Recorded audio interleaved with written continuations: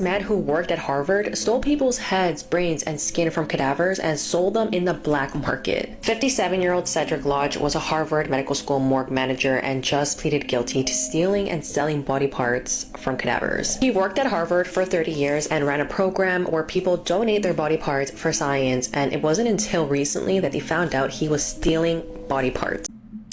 What's up, YouTube? Welcome back to my channel. How you guys doing? If you guys are brand new here to the channel, you guys don't know what we do, don't worry, I'm gonna break it down for you guys, man. We talk about the most scariest and creepiest videos on the net, on the web, from YouTube videos to TikTok videos, IG reels, Facebook, anything weird, unusual, unexplained, you can find right here on this channel. I just want to thank all my supporters, man.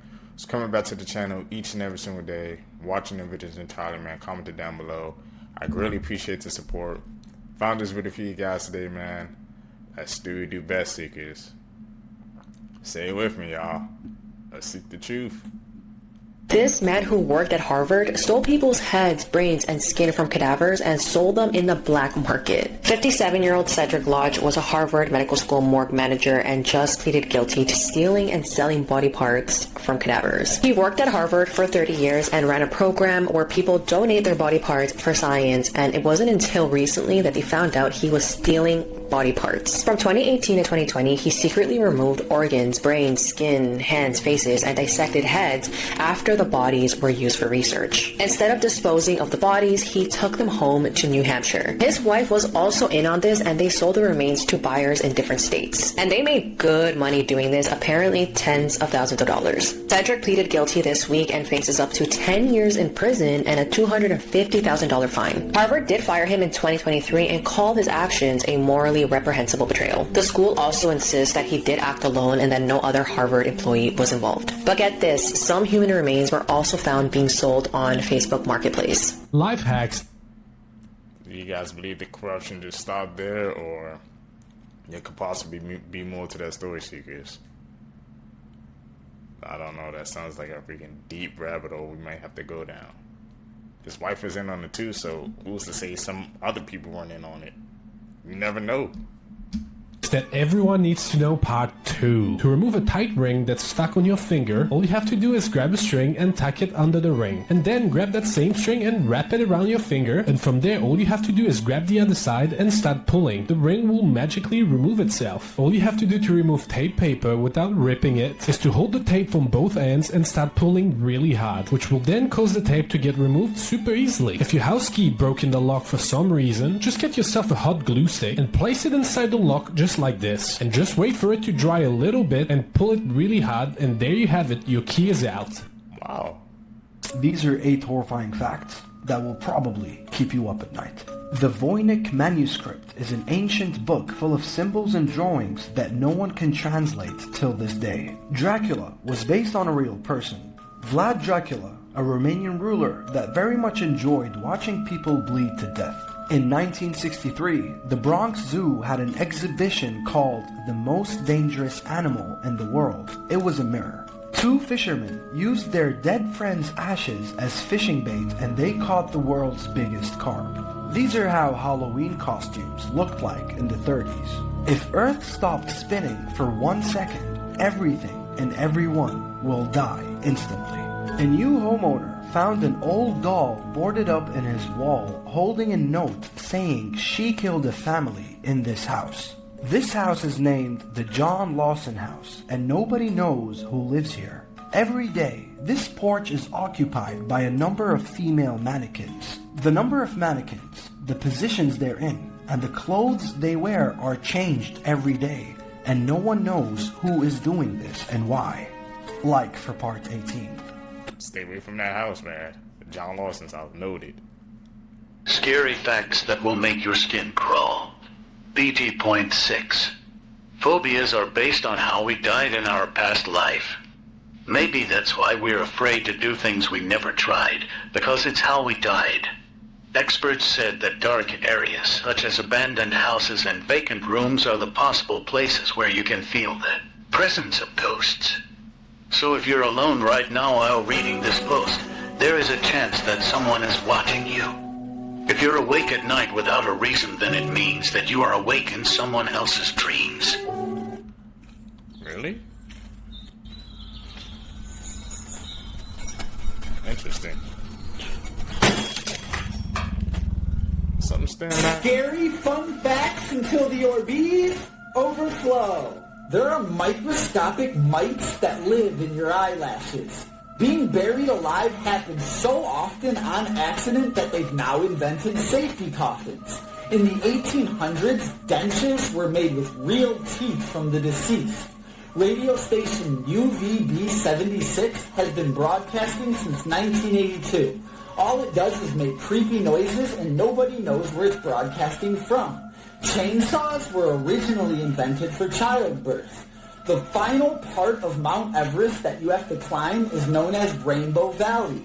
They call it that because all you see is all the different colored jackets from the frozen hikers. And it looks like I'm out of time. Follow for more fun facts. Wow, okay. Disturbing facts that may ruin your day. You are the oldest that you have ever been and the youngest that you will ever be. Your bed absorbs 26 gallons of your sweat every year. There are 15 dead people for every one person alive. Science can't measure exactly how strong a gorilla is, so there's no sure way on how to contain them. The gorilla enclosures at zoos are just based on trust. Every 18 minutes, someone in the United States has a brain aneurysm that ruptures. Vampire moths are real and can feed on the blood of humans. A jar of peanut butter contains 10 or more rodent hairs and can contain up to hundreds of insect fragments. Big Bird almost joined NASA's Challenger mission to help kids become more interested in space. Millions of kids would have watched Big Bird and the Challenger space shuttle explode on live television. Follow for more. Scary facts that will give you nightmares, part 5.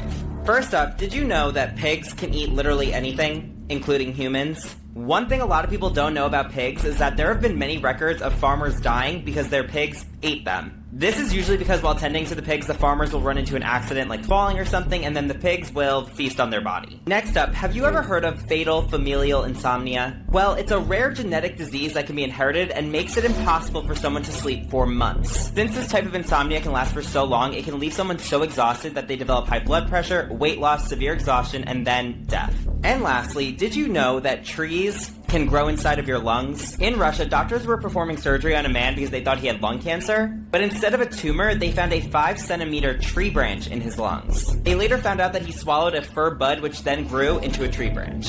We made dire bees almost 70 years ago, and we have not stopped paying for it. In the 1950s, folks flew in African honeybees to Brazil because they figured they could breed them with European honeybees in the hopes of making a hybrid better bee. One that was more productive than Euro bees and less on-site than Afro bees, because Afro bees are black Air Force tier of trouble. Brazilian beekeepers used excluder screens to keep the African queens from getting out. Problem is, they did not tell the new guys. Someone saw the screen screening, and was like, oh, we can't have that, and removed the screen, sending 26 African queens and swarms of Euro bees into Brazil, which quickly led to Africanized honeybees, or more known as killer bees. You see, generational trauma then made these African bees that much more trigger happy. Normally, a European queen bee will usually send out 20 to 30 attack bees at once. African honey queens unload half the whole clip, sending thousands, sometimes 30,000 attack bees at once. Not only that, but they chase people further than Euro bees and sting 10 times as much, with cases of people being tailgated by an angry swarm for a quarter of a mile. There's even stories of swarms waiting directly above a body of water so that the moment the runner comes up for air, all he gets is smoke. Over 1,000 people have been turned past tents by an air force of spite flies. And after being released in Brazil in '57, they hit America in the 90s like Will Smith, and left their mark like the Fresh Prince left on Chris. And to add insult, they also somehow nerfed the honey industry, so nature really slapped us for cutting corners. And today, Africanized honeybees are like a rash infecting the US Southwest. Moral of the story, be better or be turned into letters, 3 in particular, the more you know. The strangest places in the world, part 1. Firstly, on top of a hill in Pennsylvania, some stones can be found that shouldn't actually be there, because there's no nearby high terrain where they could have originated. These are called the ringing rocks, because whenever something hits these stones, they make a strange ringing noise. Weird. Next is the petrifying well in England, where water flows from a rock and turns whatever it touches into stone. As you can see, people often leave items like hats, teddy bears, or even bicycles, which appear to have already been turned into stone. Some people believe there's a mystical power, but the scientific reason behind this is the unusually high mineral content in the water, which forms a hard mineral shell on any object it comes into contact with. And within a few months, everything essentially becomes a stone statue. Stone water.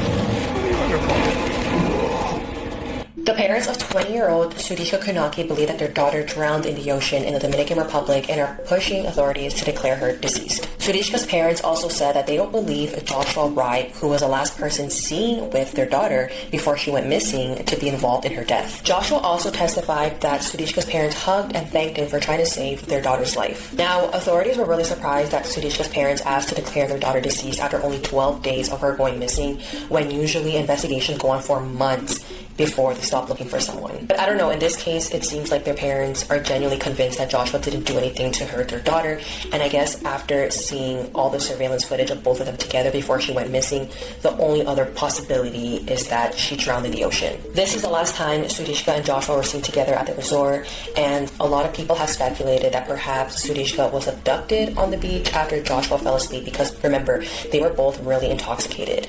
But I don't know, that seems very unlikely, especially at a resort in the Dominican Republic where, for the most part, it's pretty safe. Animal group names that should be illegal for how happy they make me for free. A group of ferrets is called a business, which means I can finally show this picture without being out of context. And if that sounds too professional, just remember this first Slinky's Latin name means stinky weasel thief. A group of vultures is called a wake, but only when they're eating. When they're flying, they're called a kettle. A group of porcupines is a prickle. A prickle of porcupines, which also describes how they mate. A plurality of platypus is a paddle. Several sloths are a snuggle. A group of baboons in one place is a congress. No comment. A group of crows is scientifically referred to as a murder. Did you know crows will investigate the cause of death when a member of their murder croaks? Also seemingly mourn the dead and grieve the loss of their... never mind. A group of ravens is an unkindness, and for the record, if you want to know the difference, if you're wondering if it's a crow or raven, it's a crow. And if you're wondering what in the Edgar Allan Nevermore looking... it's probably a raven. Unkindness comes from the idea that ravens are deadbeat parents that often evict their chicks before they're even ready. They're also called a conspiracy. You know what else is a conspiracy? A lot of lemurs. This entire scene is a conspiracy, and the biggest one is that ring-tailed lemurs are female-dominated, so King Julian is actually a queen and a Julia. A group of parrots is a pandemonium, and once upon a time, a parrot was kicked out of a former president's funeral because he kept swearing through the service, so yeah, pandemonium. And lastly, a group of alpacas is a herd, but an alpaca giving birth is called an unpacking. Send it back. Another cold case has been solved thanks to DNA. On December 23, 1983, 24-year-old Ronald Lee Novak was found dead in his home in rural Walker, Iowa. He was found by a friend with his hands tied behind his back in an unheated room in his apartment in the dead of winter in Iowa. He had been beaten and shot, but it was determined that his cause of death was a combination of his injuries, shock, and hypothermia. Investigators believed he was killed in a robbery or burglary gone wrong, but they had no suspects, and unfortunately, his case went cold. But over the last decade, DNA from Ronald's case was being tested, including DNA from his clothing and from a hammer found in his home believed to be used in the attack. Genetic genealogy allowed investigators to narrow the DNA down to 3 brothers, and then further DNA testing revealed that it was likely that 64-year-old Michael Schappert, who now lives in Fairview, Oregon, was the likely killer. The investigation revealed that Schappert, quote, likely went to Novak's home with the intent to rob him of money and marijuana. And now, more than 40 years after Ronald Novak's murder, he has been arrested. Schappert was arrested in Oregon and is being held there pending extradition to Iowa, and he is facing first-degree murder charges. The case is not completely closed, though, because it is believed that at least one more suspect was involved in Ronald's murder. Lynn County Sheriff Brian Gardner said, quote, by naming a suspect, it may cause other people to now come forward that maybe weren't willing to do so previously. Or maybe this has jogged their memory some 41 years later. Ronald's sister said after the arrest that the investigation has been a long ride for the family, and she didn't know if she would ever see this day come. She said, quote, you start to give up hope that there will be an answer. I wanted it so bad. We look forward to the trial. At least now Ronald's family has answers, and hopefully he will soon be getting the justice he deserves. Rest in peace, Ronald. These are some... Rest in peace. Justice will come to you sooner or later. If you could rack your brain right now to ask yourself what is the most disturbing Disney Channel original movie, which one would you pick? If you chose Don't Look Under the Bed, you're correct, because the movie actually almost never even made it to television. Any of the sequences that did eventually make the cut were considered so disturbing, this is actually one of the only Disney Channel original movies that has a TVPG rating. Anne Sweeney, who was the president of Disney Channel at the time, as well as countless other executives, had a lot of issues with this film. And even to this day, there are still some sequences, some scenes that have never seen the light of day. They were not going to be included in the movie. And I think in part, the credit should go to the director who was really trying to creatively push the boundaries of what could be included in children's horror. Even just beyond the disturbing imagery, they explored some pretty dark themes in a children's movie, starting to play with psychological horror when Frances can see things that everybody else thinks she's crazy for. In 2006, Disney Channel had to pull it from the October catalog. It will not be on Disney Channel again. YouTubers who became murderers, part 1. This was the YouTuber Elliot Rogers' last video. Tomorrow is the day of retribution. The day in which I will have my revenge against humanity, against all of you. This was called the Day of Retribution. The son of a Hollywood filmmaker killed 6 people. Roger left the car and saw students across the street. He shot at them, taking the life of Veronica Weiss and Catherine Cooper. The suspect proceeded on foot and fired several rounds into the deli. One of the bullets struck and took the life of a student named Christopher Martinez. Then he drove down the left side of the road so he could fire at 2 pedestrians. Police then came running across the park, and Roger fired at them as he drove. But he was struck in the left hip. After he hit a cyclist, he crashed his car into the back of an SUV. This guy in Brazil would dress up as Batman with a red hood. He even had his own homemade weapons like the batarang and everything. He would break into suspected criminals' homes and just beat them senseless. This is as close to lore-accurate Batman as we might get. His name was Rodrigo Rodrigues da Silva. He was also known as the Punisher of Paranaíba in Brazil. He was arrested back in 2023. When he broke in, he had like bladed gauntlets, like the batarang, a utility belt full of different weapons and stuff. He also told police he had intentions to use all of his weapons on the person's home that he broke into. In Brazil, homicides are very, very prevalent in the country. He got kind of sick of all these criminals getting away with it, so he decided to take justice into his own hands. I forgot one more thing. He also had a submachine gun on him. It's not pictured here, but crazy. And mind you, these are suspected criminals, so maybe some of these aren't confirmed criminals, but it's just crazy to think about, Batman breaking into your home and just beating you senseless at night. And the work that he put in to make his suit and his weapons and everything, crazy stuff. Let me know your thoughts in the comments. Her father... You have a real life Batman, bro, in Brazil? How come that didn't make that in the news or something, man? That's my first time hearing it, bro. He real life tried to become Batman, bro. He had the weapons, the batarangs, all that. That's freaking crazy to think about, man. We got a real life Batman before GTA 6. Judith Barsi was born on June 6 of 1978 in Los Angeles, California. Her parents, Joseph and Maria, were originally from Hungary and had met at a restaurant in California. From a very young age, Maria was fascinated with Hollywood and was determined to make her daughter famous. Judith was discovered while she was ice skating one day and was asked to come out in a commercial. From there, it was just the start of her career, and she came out in the movies All Dogs Go to Heaven and Land Before Time. Judith was very small for her age, and she even started taking hormone injections to make herself grow. Her success helped her family thrive, and she was making about $100,000 a year, and her parents used that to buy a 3-bedroom house in Los Angeles. Although Judith's career was thriving, something sinister was going to happen behind the scenes. Judith's father had drinking problems, and he was angry with his daughter's success. He had even gotten arrested 3 times for driving under the influence. Many of Maria's friends told her to leave her husband, but she refused because she was scared that she was going to lose the house, her belongings, and that he would unalive her somehow. On July 27th of 1988, around 8:30 a.m., the family's neighbor was watering her garden when she heard an explosion. That neighbor rushed to call 911 because she was afraid that Joseph had unalived his family. That neighbor was right because Joseph had shot Maria and Judith in the head and then poured gasoline everywhere. Judith and Maria were buried together in Hollywood Hills, California, and Joseph is said to be in an unmarked grave.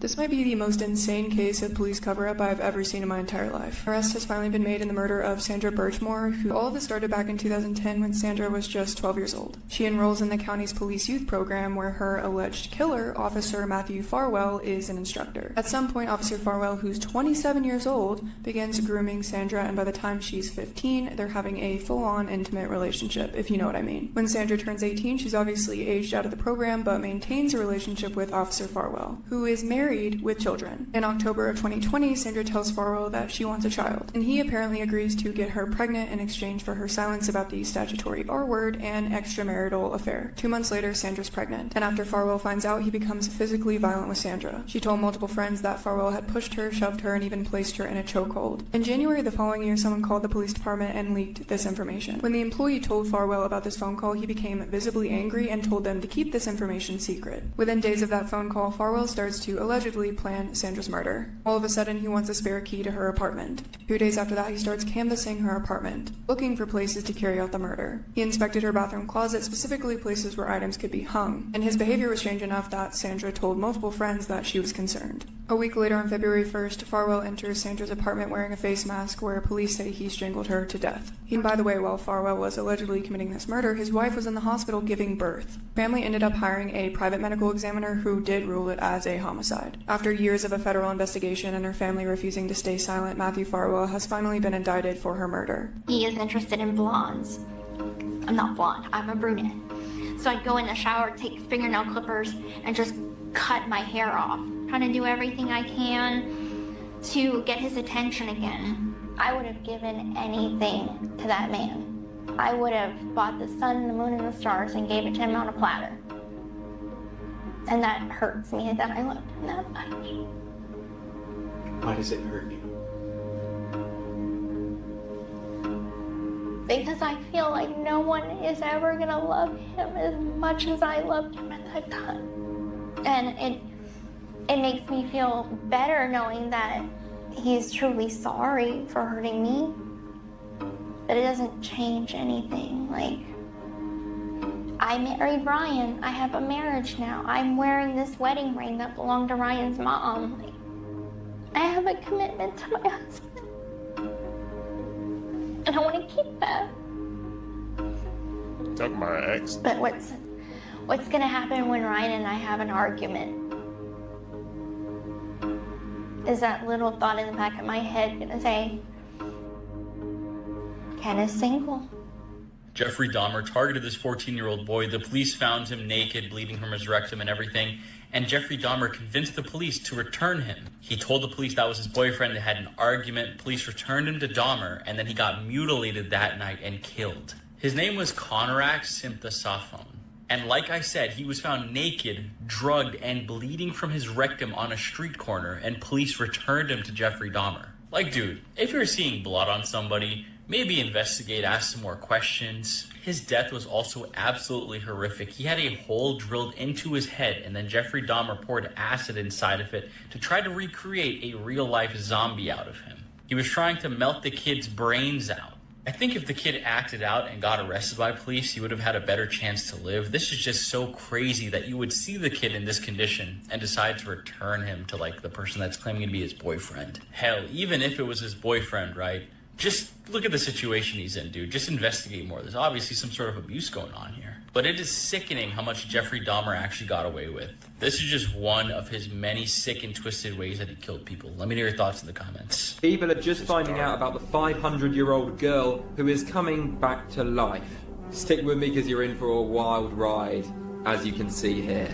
I did a video on this a long time ago, but for some reason it's circulating around again right now, freaking people out online and on social media, so here we go. So this mummy right here is known as La Doncella, or the Children of the Lulacana. These different mummies here are all part of the same family, the Children of the Lulacanu, where this group of mummies were found preserved at the top of the Lulacano volcano. But just wait, because it's crazy. This is the Lulacano volcano, which they were found right at the summit of this. And as you can imagine, it's pretty high up and pretty damn cold.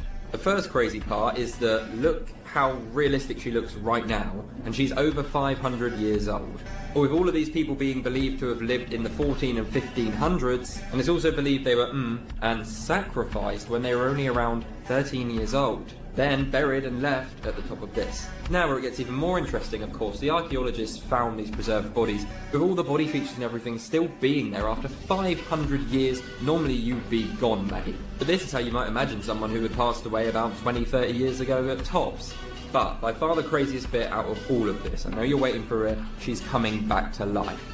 Essentially, what happened is the scientists who were doing the tests when they got these preserved mummies obviously wanted to figure out how the hell is this possible. Of course, from being at the altitude and those sort of temperatures, it froze her body and her insides. So they found her organs perfectly intact, healthier than probably some of you, and even frozen blood still in her body and in her veins. So she was basically the first person to get cryogenically frozen. Now, no, she's not necessarily coming back to life, just going to get up and start walking again. All of these mummies are now in a museum. But the point of what people have been saying is she could technically come back to life. I actually saw a few scientists have said that it could potentially be possible, but it's not exactly going to be the easiest thing in the world, so I highly doubt it. And they said her organs intact. A lot of stuff still circulating. Certainly a chance, but like I said, I don't know. Mummies? This shit getting crazy, bro. Correct! If someone is trying to make you decide in a hurry, they are probably giving you a bad deal. Walk away. If someone has a panic attack, start breathing regularly and loudly. The person that is panicking will subconsciously start breathing in rhythm with you. When a group of people laugh, they tend to look at the person they like the most. Nervousness and excitement have the same body reaction, so if you're nervous for a speech, trick yourself into thinking you're actually excited. If you think someone is watching you, fake a yawn, then watch them. Get someone to contribute to an idea and they will more likely accept it. If you whisper to someone, it's more likely they will whisper back even if there's no good reason to lower your voice. If you want to make someone feel uncomfortable, look at their forehead while you're talking to them. If you want somebody to open up to you, ask them a question. If the person only partially answers it, remain silent and keep eye contact. This will pressure the person into talking more. If you want to be more persuasive, reduce the use of the words I think and I believe. Okay. Touching someone on their shoulder or on their knee creates a stronger emotional bond with that person. Chew gum if you are still nervous. Our brains assume that if we are eating, then we are not in any immediate danger, lowering our fight or flight response. When you approach a group of people, notice if they turn their feet towards you or away from you. If their feet point away from you, you are probably not welcome. Subtly nodding when people are talking to you indicates that you are genuinely interested in what they are having to say and they're going to like you more. If you take a moment to look at someone's eye color when meeting them, you'll be giving them the perfect amount of eye contact. If there is a mirror behind where you are ordering, you are less likely to be rude because nobody wants to see themselves actually be rude. If you buy the first pitcher at the bar with your friends, you'd be surprised how far you could go by saying, I bought the first one. If someone is making jokes at your expense, act like you can't hear them and ask them to repeat it multiple times. By the time they say it a third or fourth time, nobody's laughing. When someone remembers you, they are most likely going to remember the first memory and the last memory of you. So make sure you always leave a good last impression too. After you have learned how to do something new and have done it yourself, the fastest way to retain that information is to teach somebody else. If you have a song stuck in your head and you can't get it out, try and listen to the whole song all the way through while singing it. Your brain is treating the song like an unfinished task in your subconscious. Plan something for every Wednesday that you can look forward to. You'll start to look forward to it on Monday, and by the time Wednesday comes around, you're already halfway through the week and almost to the weekend. Wow. If you ask someone to do a small favor for you, their subconscious mind is going to register that they like you because they're doing a favor for you. Showing the palms of your hands while talking to someone subconsciously communicates that you have nothing to hide and that you can be trusted. Whenever you're introducing a new idea to someone and you lead with the words, this might not be for you, but, it intrigues their interest and makes it feel like it probably is for them. If you need to remember to do something tomorrow, put something in your room out of place. If you don't want to get out of bed, throw your pillow across the room. The next day, you will see this item out of place and it will jog your memory of what you need to accomplish. If you're procrastinating, just stop telling yourself how much work you have to do. This will overwhelm you. Instead, tell yourself you only have to work for 5-10 minutes, and then you're likely going to continue working past those minutes. People who are lying will normally blink more than normal, hide the palms of their hands, glance up to the right, mess with their hair, or use abnormally long sentences. If you're trying to get over a breakup, do not use fictional scenarios. Imagining your person with someone new is only going to make you more angry and sad about something that's not even real. If you want to create a deeper connection with someone you're interested in, ask them these two questions. What do you think we have in common? And what do you like most about me? If you are suffering from racing thoughts, use the 3-3-3 rule. Name 3 things you see, 3 things you hear, and 3 parts of your body. This will help center your mind and bring you back to the present. When someone apologizes for something that you don't feel like was that big of a deal to apologize for, they're probably telling you subconsciously what actually bothers them if it was done to them. If they apologize for interrupting you, they probably really just don't like being interrupted themselves. Follow for more psychology hacks.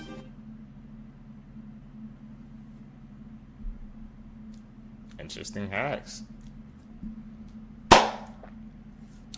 Seekers, if you guys made it with me to the end of the video, you're a true seeker seeking the truth. I really appreciate the support. Make sure you guys leave a thumbs up in this video, comment down below, hit that post notification bell so you always get notified when I upload my next videos.